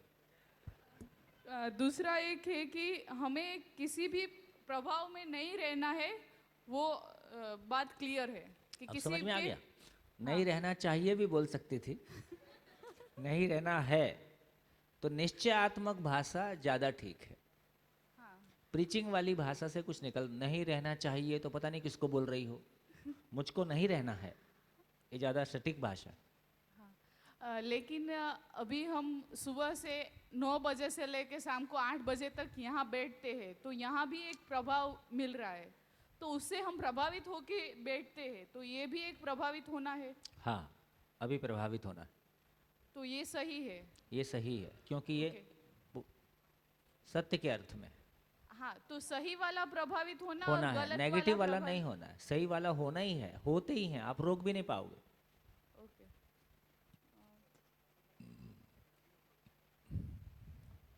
ओके जस्ट श्रम की व्याख्या, जीवन विद्या में श्रम की व्याख्या क्या है? ठीक है, इन क्वेश्चंस को नोट करके रखिए, समय आने से करेंगे।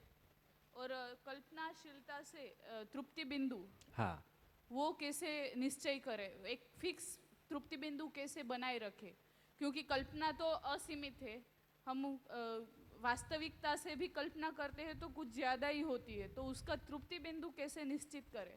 ठीक है, मैं जब जीवन क्रिया की बात करूंगा है ना, तो तब उसमें हम लाएंगे तो ज़्यादा विस्तार से बात हो पाएगी। हाँ और एक लास्ट वाला, जीवन विद्या का अभी हम जीना हम सीख गए हैं, तो आपने अभी सीख रहे हैं, हाँ सीख रहे हैं, सॉरी।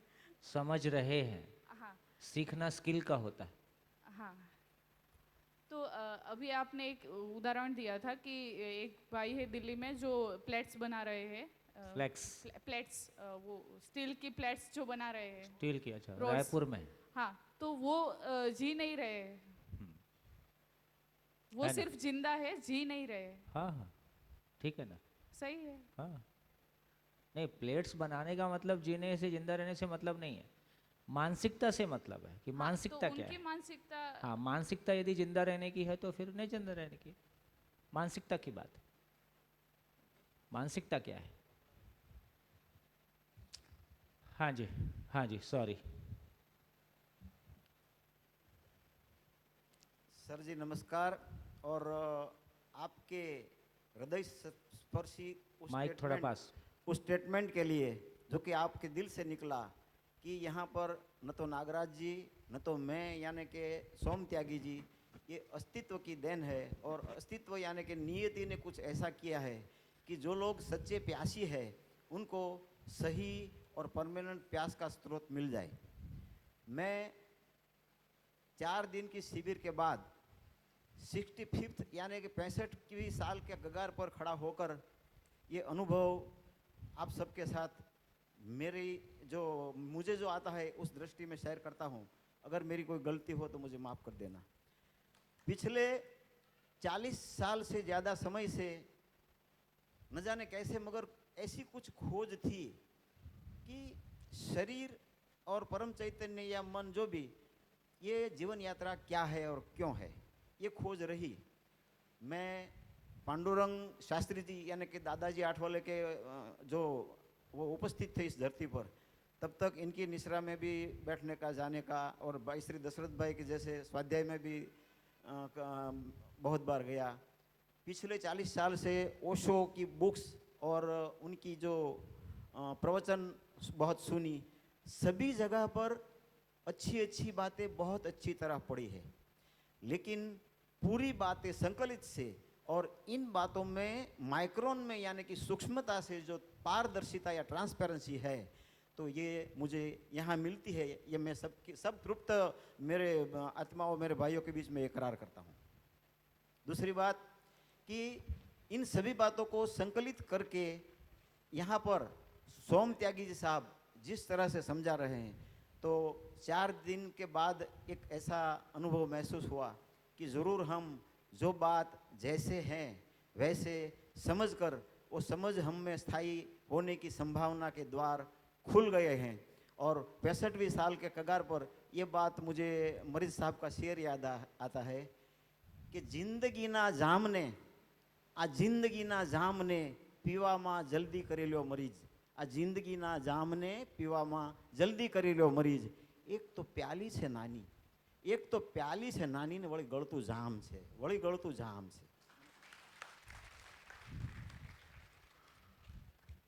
बोल रहे सर? हाँ हाँ, श्योर श्योर।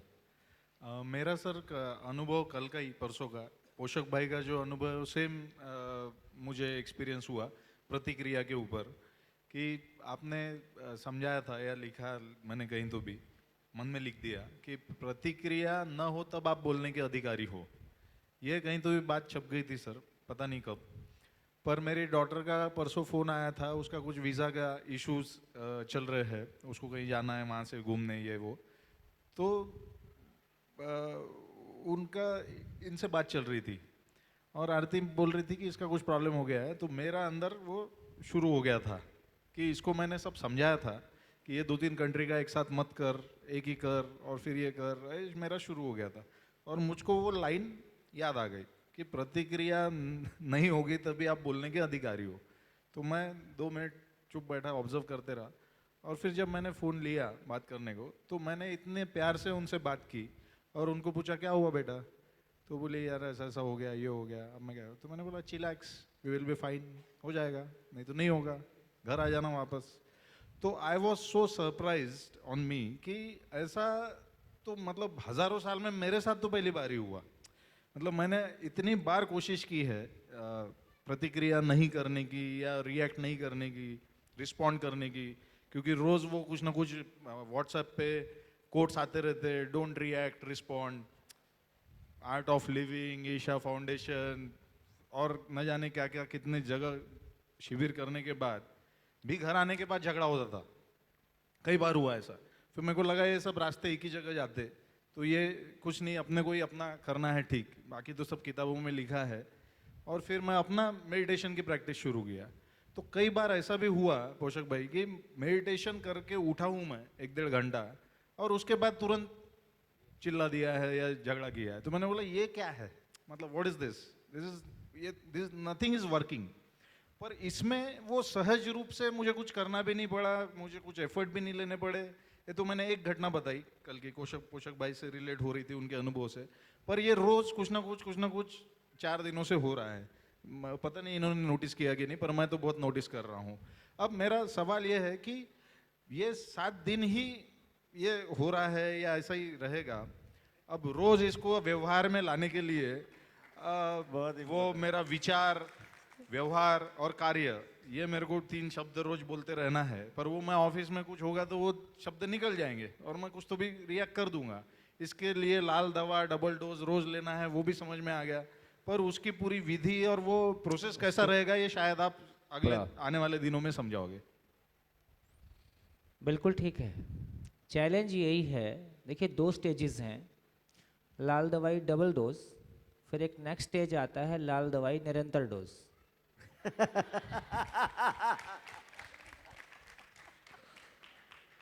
तो अभी जब ये सत्र पूरा होने की तरफ जाएगा, जिन लोगों की आगे यात्रा करने की रुचि होगी उनके साथ अगला स्टेप फिर एक वर्कआउट करेंगे। ठीक, 2 स्टेप मारने के बाद में ये डबल डोज निरंतर डोज में बदल जाएगा। जैसे ये निरंतर डोज में आता है ये सस्टेन कर जाएगा। वो भी सब प्रूवन है। थोड़ा सा इलाज लंबा है लेकिन हो जाएगा। हाँ जी, विनती है सबको आपकी बात छोटी रखिए, टाइम बाउंड के मुताबिक। स्पेसिफिक क्वेश्चन बोले तो हमारा टाइम सेव हो सके। हाँ धन्यवाद। हम जब प्रार्थना की बात करते हैं तो प्रार्थना भी एक भय नहीं है, क्योंकि हम जब अभी पोषक अंकल ने बात की कि ये सूरत में ये कुछ घटना घटी, तो वो घटना घटी और फिर उसके बाद हम लोग हमारे साथ भी ऐसा होता है कि कुछ घटना घटते और हम हमारे लिए खाली प्रार्थना करते हैं कि उनको आत्मा को शांति मिले, ये सब चीज़ है। तो वो क्या हमारे खाली हमको मन के बहलाने के लिए बात कर रहे हैं, और ये भय है कि हम नहीं करेंगे तो कुछ होगा, मतलब ये चीज़। क्योंकि हम जब ऐसा बोलते हैं कि हम लोग जब मीटिंग में खड़े होते हैं तो एक मिनट की शांति, क्या वो 1 मिनट की शांति से वो उनको सारे लोगों को सुख मिल जाएगा, जितने परिवार हो? तो वो क्वेश्चन कभी वो आता जाता है कि प्रार्थना क्या है। बिल्कुल ठीक बात एकदम। तो देखिए, सार यही है कि वो घटना दोबारा ना घटे, उसके लिए हमारी भूमिका क्या होगी, है ना। तो इसलिए मैं बार बार कहता हूँ, देखो, अपना मन स्थिर रख लेना किसी भी प्रभाव से, ये एक बात। इनसेंसिटिव और संवेदनहीन और संज्ञानशील दोनों का एक्सप्रेशन एक ही जैसा हो जाता है। क्योंकि इनसेंसिटिव को इसलिए फर्क नहीं पड़ता है कि उसका कोई संबंध ही नहीं है, और जो संज्ञानशील है वो चेतना के उस धरातल पर है कि वो घटनाओं से प्रभावित नहीं होता है। इसलिए दोनों का एक्शन एक ही टाइप का दिखता है। लेकिन संज्ञानशीलता का मतलब है कि वो घटना रिपीट ना हो, उसके लिए क्या किया जाए। तो संज्ञानशीलता में कनेक्शन पूरा है, लेकिन घटना से प्रभावित होने की बजाय घटना का समाधान क्या होगा उसके लिए एक्शन पॉइंट्स हैं। तो केवल एक्शन इसलिए यह हुआ कि हम केवल हमारे सोचने से और प्रार्थना करना पर्याप्त नहीं है। इसका अर्थ यह हुआ कि पूरे समाज में सबकी चेतना वहां तक कैसे पहुंचे कि वो दुर्घटनाएं ना हो, और सारी दुर्घटनाओं के मूल में जिंदा रहने का धरातल है। तो क्या ही हम ये जिम्मेदारी ओन करते हैं कि पूरे समाज में फिर बेसिकली घूम फिर के आएंगे तो हमको एजुकेशन सिस्टम की ही बात करना पड़ेगा। तो हर पैदा होने वाले बच्चे को, हर बड़े आदमी को सही समझने के लिए कंटेंट उपलब्ध हो, इसके लिए मेरी जिम्मेदारी क्या है, यहां तक आए बिना पर्याप्त नहीं है। तो ठीक है आपकी बात। हाँ जी, हाँ जी। नहीं, अब ऐसा लगता है कि काफ़ी दूर हम चल लिए हैं, फिर भी आप कहना चाहे तो लास्ट आपकी प्रस्तुति कर दीजिए, इसके बाद रुक जाते हैं। बोल दीजिए आप, कोई बात नहीं। माइक।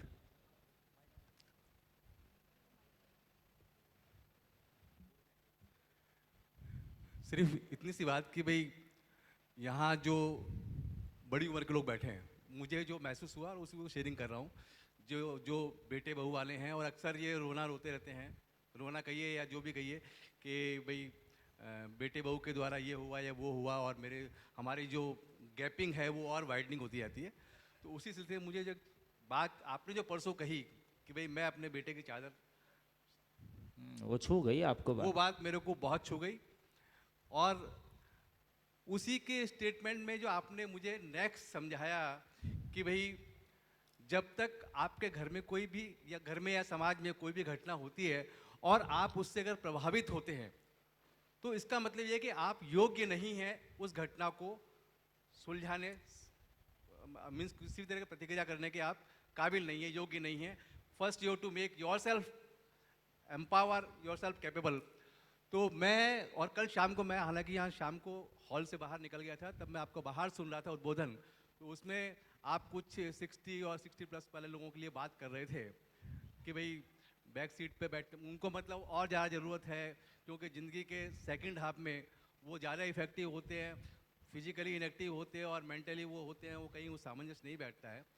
तो मैं ऑन बिहाफ ऑफ, मैं ये समझ के कि भाई समाज में मेरी उम्र के लोगों में क्या गुजरती है, क्या गुजर रही होती है, बहुत बढ़िया। और क्या चीज़ है, मतलब मुझे ये बोलने का लोभ तो थोड़ा बहुत हो सकता है, लेकिन साथ में ये जरूर है कि मैं उन सभी लोगों की मनस्थिति समझ सकता हूँ, और मैं इस बात को बहुत शिद्दत से ये कहना चाहूँगा कि बाकी सबको तो ज़रूरत हो सकती है और है ही इस तरह के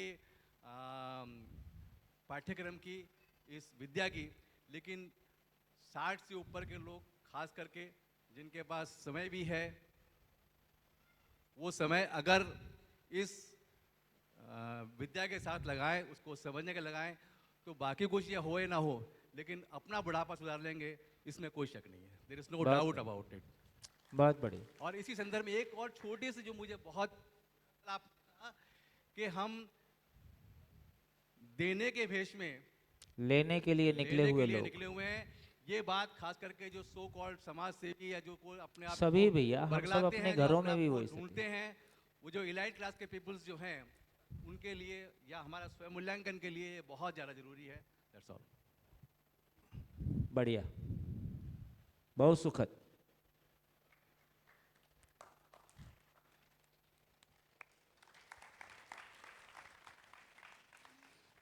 चलिए आज की यात्रा शुरू करें। तो कल जितनी बातचीत हुई है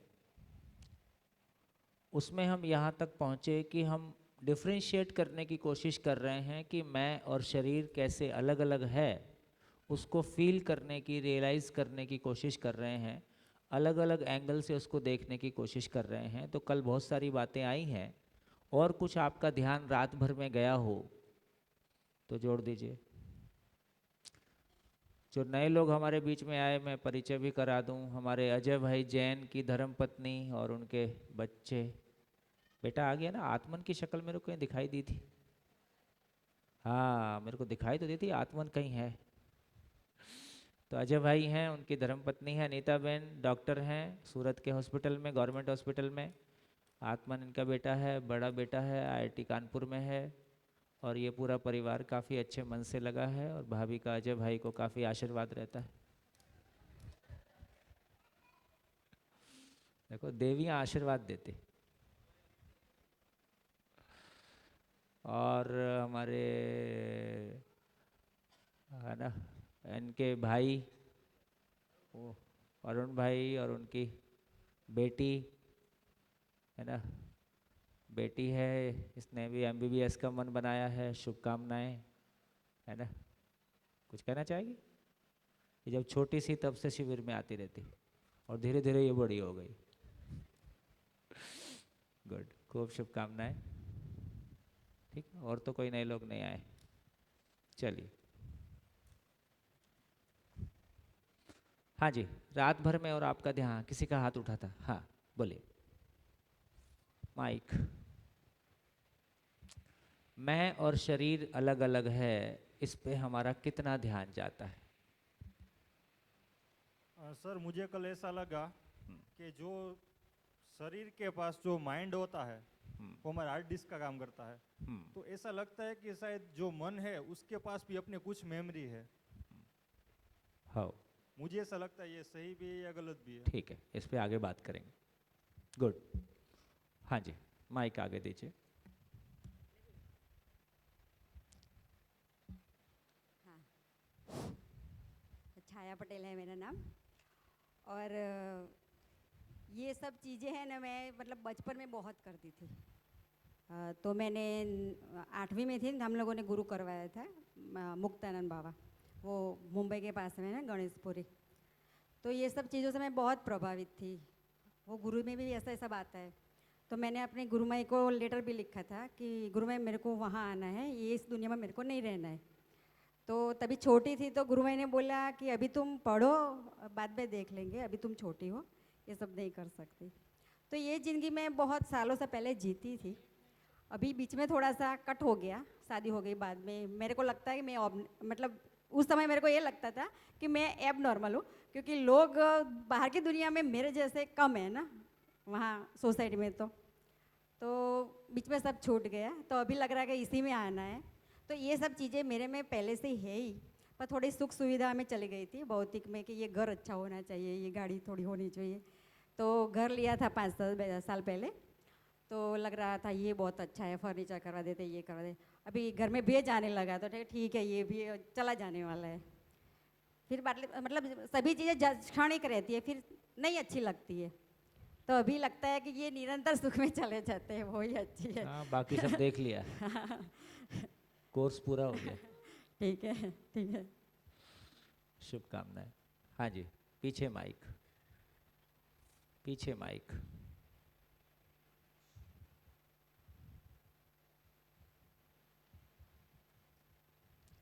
कल मैं सोच रहा था तो मुझे लगा कि घर में हम बच्चों के साथ मैं खुद प्रतिक्रिया ज़्यादा देता था, आंसर देने का शुरू करूँगा। जी, बढ़िया। तो देखिए, हमने बच्चों को उनके खोए हुए माँ बाप लौटाए हैं, पत्नियों को उनको खोए हुए पति लौटाए हैं, और पतियों को उनकी खोई हुई पत्नियां लौटाई हैं। तो काफ़ी पुण्य के काम, ये काफ़ी पुण्य का काम। आपको भी इस पुण्य के काम में सहयोगी होने के लिए आमंत्रण। हाँ जी। एक बात ये समझ के आती है कि एक ही घर में 2 बच्चे होते हैं, हाँ, दोनों का डेवलपमेंट अलग होता है। हाँ, तो ये कौन डेवलप होके आता है वो समझ में आता है। हाँ, कौन है, कौन डेवलप होके आता है वो समझ में आता है। हाँ। तो ये किसका डेवलपमेंट है ना? तो ये जीवन का डेवलपमेंट है कि शरीर का डेवलपमेंट? यही वो चीज़ है जो डिफरेंशिएट कर रही है। यही से हम बोलते हैं कि जो बोलते हैं ना कि बाय बर्थ है, बाय बर्थ। ये नहीं है, बाय बर्थ नहीं है, ये अपना लेके आया है मतलब। हाँ, वही है, वही। बढ़िया, बढ़िया। और कुछ, और कहीं आपका ध्यान गया हो? हाँ जी, माइक। सर, क्या माइंड और मन दोनों कनेक्टेड है? हाँ, अब मैं आगे चलता हूँ आपके क्वेश्चन के आंसर में। चलिए थोड़ा सा आगे बढ़ते। इसका मतलब ये हुआ कि इतनी तो हमारी क्लैरिटी बन गई कि हाँ, ये दोनों कोई अलग अलग चीज़ें हैं, है ना? इधर भार है, इधर भारहीन है, और बहुत सारी बातें हमारा ध्यान जा रहा है। थोड़ी सी दूर, थोड़ी सी बात कह के फिर उसकी और गहराई की तरफ आगे बढ़ेंगे। जैसे एक तो ये समझ में आया कि जिस तरह से यदि सृष्टि में देखें तो जितनी भी इकाइयां हैं, इकाइयां 2 प्रकार की हैं। एक हैं जिसको हम जड़ कह रहे हैं, और इनको हम जड़ परमाणु के रूप में पहचानते हैं। लगभग 108 प्रकार के परमाणु, है ना? हम वो मैंडलीफ, है ना, पढ़ी है? उसमें हम लगभग 108 प्रकार के परमाणुओं को पहचानते हैं। कुछ और आर्टिफिशियल लेबोरेटरी में क्रिएट किया है, तो हम लगभग अभी 118, कितना अजय भाई? लगभग 118 प्रकार के परमाणुओं को पहचान रहे हैं, है ना? जिसमें से कुछ स्टेबल, 108 को हम स्टेबल मानते हैं, बाकी को अनस्टेबल मानते हैं। क्या पढ़ रहे हो आजकल, है ना? तो लगभग हम 108 या 118 तरह के परमाणुओं को पहचानते हैं। उसमें लोहा, कॉपर, कैल्शियम, जिंक, पोटेशियम, है ना, तमाम तरह की ये चीज़ें। तो अभी ये कह रहे हैं कि एक वो चीज़ है जिसको हम जड़ परमाणु के रूप में पहचान रहे हैं, एक दूसरी एंटिटी एग्जिस्टेंस में और है जिसको हम चैतन्य इकाई के रूप में पहचान रहे हैं। ये चैतन्य इकाई नाम की एक चीज़ और एग्जिस्ट कर रही है, जिसका होना, जिस तरह से ये परमाणु किसने बनाए, नेचर में है ना, ये सारे परमाणु नेचर में है, नेचर में बने हैं, वो एक कहानी हुई अभी के लिए।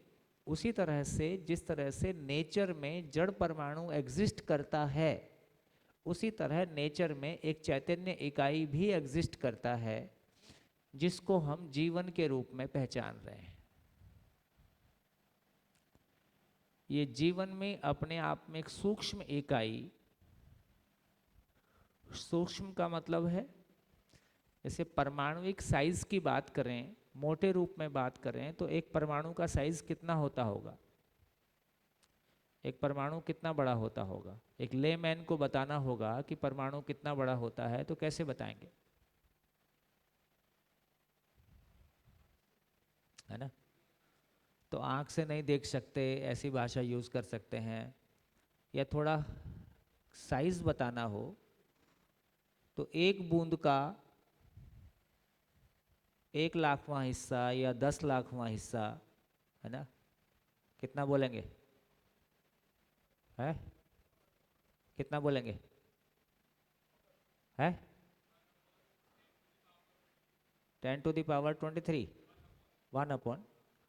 1/10⁻23। अब ये तो हमको समझ में आता नहीं, हमको तो बूंद समझ में आती है, पानी की बूंद समझ में आती। तो पानी की बूंद से कितना छोटा, तो 1,00,000, 10,00,000 वहाँ हिस्सा जो भी हो, इतनी कोई छोटी चीज। उस रूप में जीवन भी एक कोई एंटिटी है ना, जो बहुत एक सूक्ष्म इकाई है, जिसमें ये सोचने समझने,